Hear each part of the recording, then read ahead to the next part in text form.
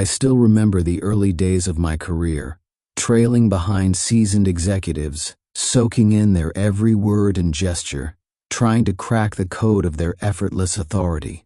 Over time, as I stepped into leadership roles myself, I realized that the secret to being seen as powerful, respected, and confident lies not in titles or accolades, but in how you communicate.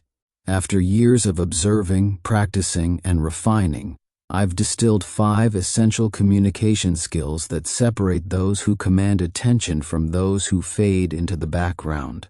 These lessons, forged through experience, can transform the way you're perceived and propel you toward leadership. 1. Speak to lead, not to please. Early on, I noticed a pattern in meetings at our company, now home to over 250 team members. The individuals who stood out didn't speak to be liked, they spoke to lead. I used to soften my words hoping to fit in, but I learned that leadership demands a different mindset. It's about owning your presence, believing you belong in the room, and speaking with conviction.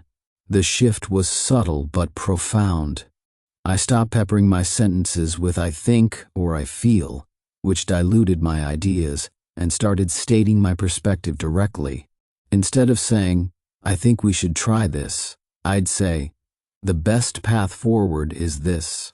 Instead of, "I feel like this might work," I'd declare, "This strategy will deliver results."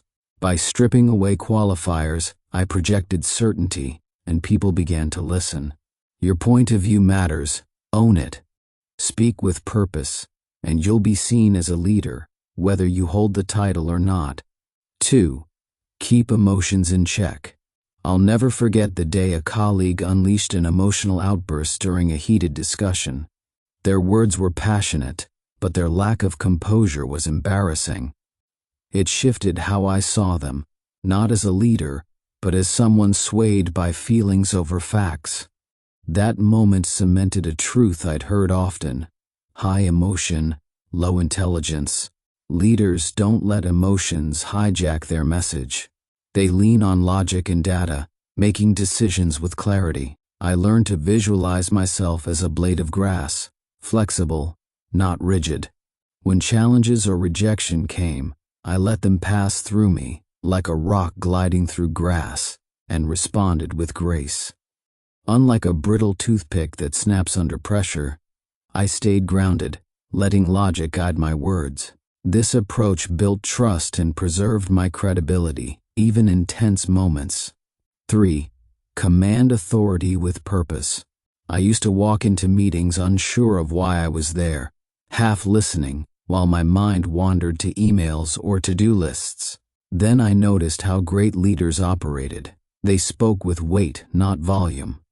Every word mattered, because they knew their purpose in the room. Now, before any meeting, I ask myself, what's my target?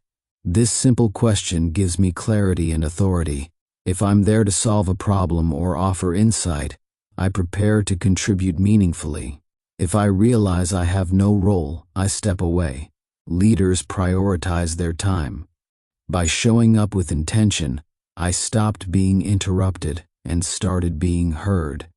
Authority comes from knowing why you're in the room and speaking like it matters. 4. Master the art of questions. One of the biggest misconceptions about leadership is that you need all the answers. In reality, the best leaders ask the best questions. I learned this watching executives tackle complex problems. They didn't dictate solutions. They untangled issues like a knotted necklace, pulling at one thread at a time with precise, strategic questions. I started practicing this skill, swapping vague prompts like "what do you think?" for incisive ones like "what data supports this decision?" Instead of asking, "how's it going?" I'd say, "what's the biggest challenge you're facing?" These questions cut to the core, revealing gaps and driving progress. My parents taught me this early on with a game. At social gatherings, I had to ask adults 3 engaging questions. It was terrifying as a kid, but it trained me to listen, probe, and keep conversations alive. a skill that now helps me unravel business challenges with confidence. 5. Stop oversharing. At 23, I faced my first time firing someone. Coached to deliver a clear, concise message, I fumbled. Instead of stating the decision, I over-explained, gushing about how much I liked them, hoping to soften the blow. The result? An awkward, ineffective conversation that left us both uncomfortable. I had to try again the next week. That experience taught me a hard lesson. Oversharing erodes confidence. Leaders don't ramble or seek validation. They say what needs to be said, directly and with grace. I began to model confident CEOs, noticing how they sat tall, used deliberate gestures, and spoke with clear, steady voices. I worked on my own habits, like whispering when uncertain, and trained myself to project my voice with conviction. "Hey Mark, you're whispering again," my team would remind me.